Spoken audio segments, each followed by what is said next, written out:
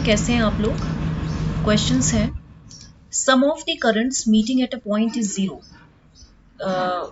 Okay, so the stated law is it is Kirchhoff's first law. क्यों Kirchhoff's first law? There are only two laws. Kirchhoff's laws एक तो Ohm's law है, ठीक है, Ohm's law है, and Ohm's law only applies to the simple circuit. केवल ये simple circuit के लिए अप्लाई करता है.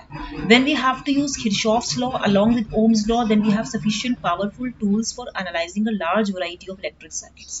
एक तो है Kirchhoff's फर्स्ट रूल है आपका Kirchhoff's करंट लॉ KCL, और Kirchhoff's सेकेंड रूल जो है आपका Kirchhoff's first rule is KCL, Kirchhoff's second rule is आपका KVL है, means Kirchhoff's voltage law.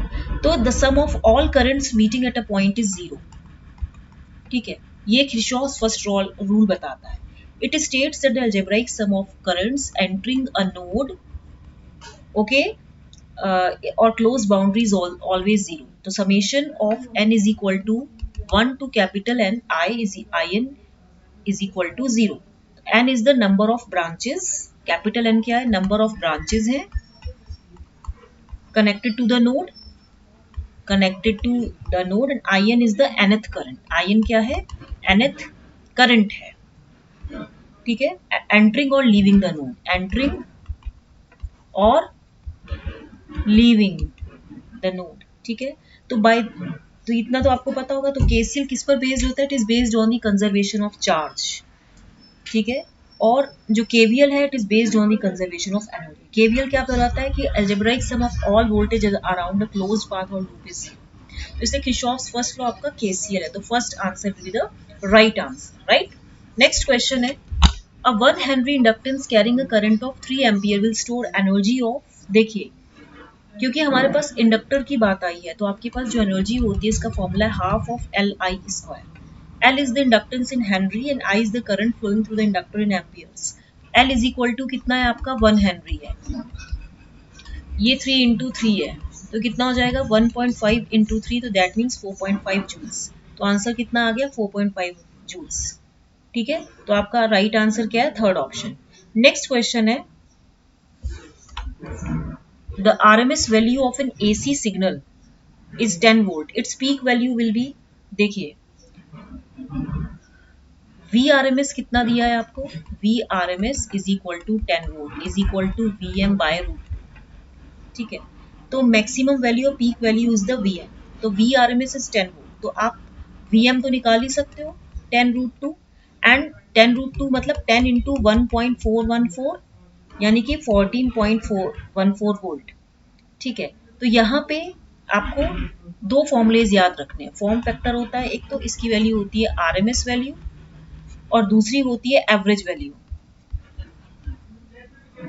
Peak factor होता है peak amplitude by RMS value, ठीक है. तो आपका जो राइट आंसर होगा वो होगा सेकेंड ऑप्शन, ठीक है.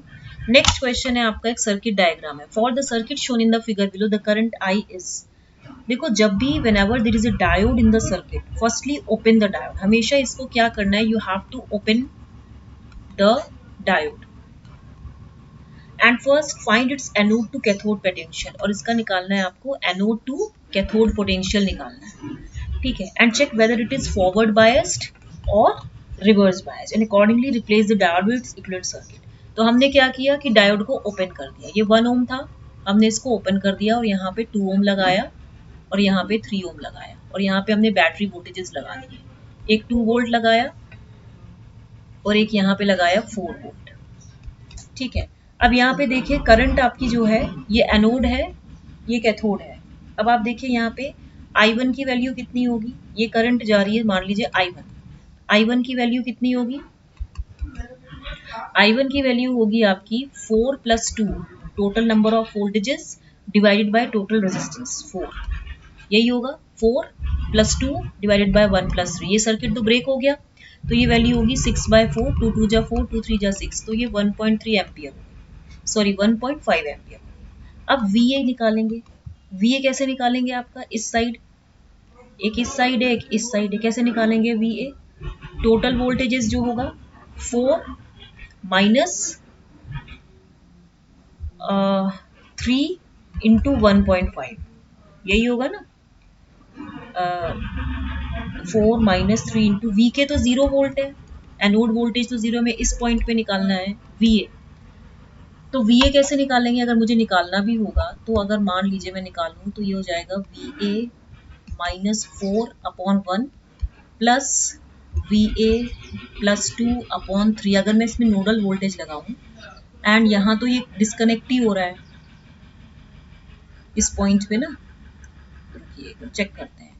We A minus 4, 3 VA minus 12 plus V A plus 2 equal to 0। तो 4 VA इज इक्वल टू 10, तो V A is equal to 10/4। तो आंसर कितना आ रहा है 2.5 वोल्ट। तो वी ए कितना हो गया 2.5 वोल्ट। ठीक है, ये आपका निकला एनोड वोल्टेज। अब क्योंकि एनोड वोल्टेज जो है ग्रेटर देन कैथोड वोल्टेज है, तो इसीलिए डायोड कैसा है आपका ऑन है, यानी कि फॉरवर्ड बायस्ड है। तो by replacing the diode with short circuit हम क्या करेंगे, यहाँ पे आपने लगाया 1 ओम, यहाँ पे आपने लगाया 2 ओम, यहाँ पे लगाया 3 ओम, यहाँ पे 2 वोल्ट और यहाँ पे 4 वोल्ट, ये 4 वोल्ट है। अब यहाँ से करंट जा रही है, ठीक है, ये पॉइंट आपका ए है, ठीक है, यहाँ पे भी करंट जा रही है। तो यहाँ देखो V A minus 4/1 plus V A upon 2 plus V A plus 2/3 equal to 0। इसको सॉल्व करेंगे तो कितना आएगा 6 VA माइनस 24 प्लस 3 VA, ठीक है, and plus twice VA plus 4 equal to 0। 6 VA plus 3 VA plus 2 VA कितना हो गया 11 VA इक्वल टू 20। तो VA की वैल्यू कितनी आ गई 20/11 वोल्ट। तो we can now find I. तो हमें आई की वैल्यू कैसे निकलेगी, आई की वैल्यू यहाँ से हो जाएगी VA/2, यानी कि 20/11 इंटू 1/2। तो इसकी वैल्यू कितनी हो जाएगी 20/22, यही होगी। तो 2 10 जा 20, 2 11 जा इतना, तो 10 में 11 का डिवाइड करेंगे, 11 9 जा 0.9 समथिंग आएगा, तो 0.9 ampere.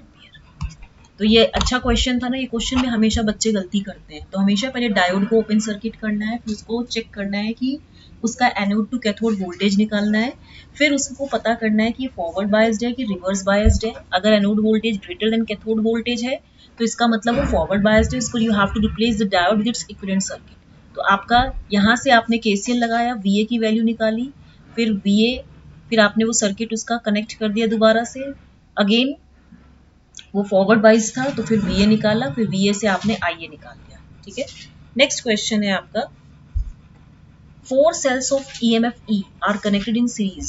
The effective EMF of combination will be, series grouping जो होती है, in series grouping anode of one cell is connected to the cathode of other।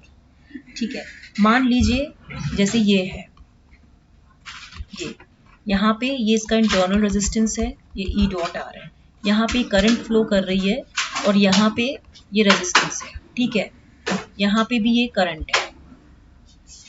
If n identical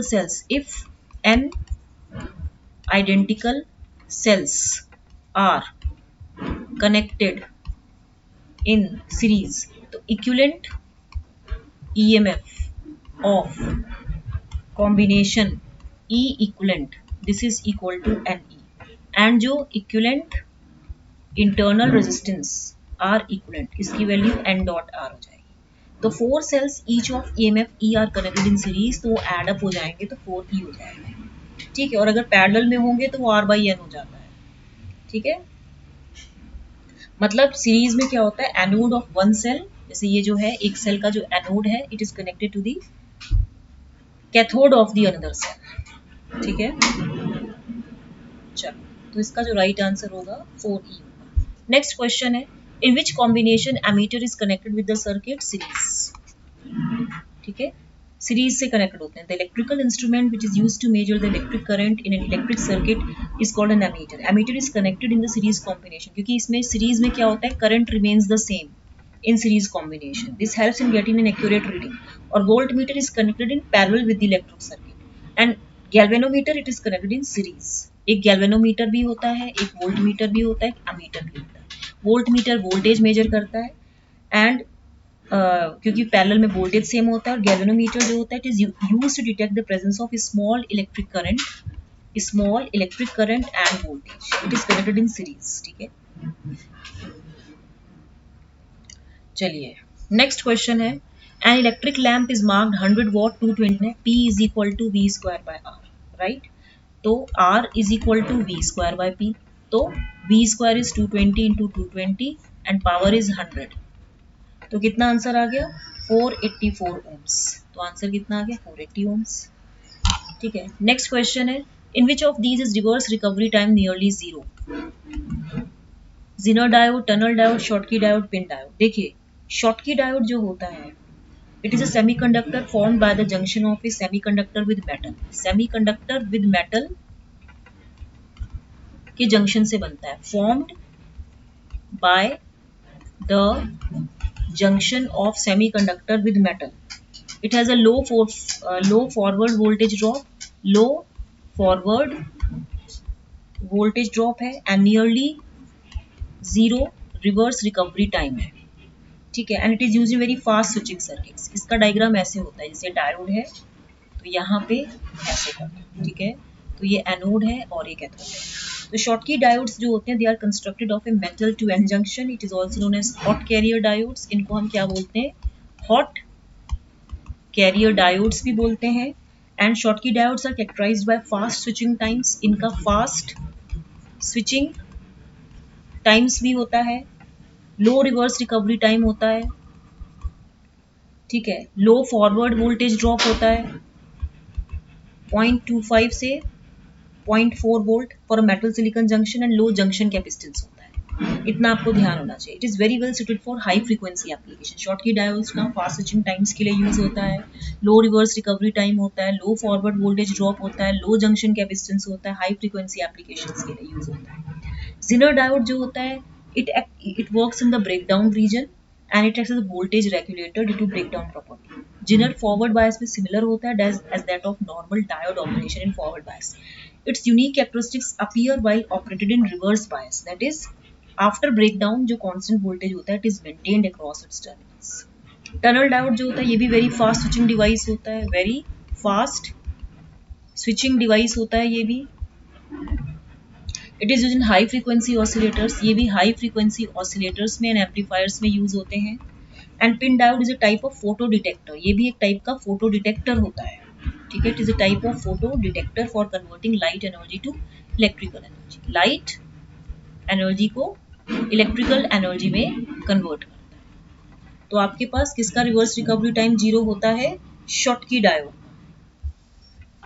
ठीक है, अगर आपको पढ़ाने का ढंग अच्छा लगा हो तो इसको लाइक शेयर सब्सक्राइब करना मत भूलिएगा। Thank you.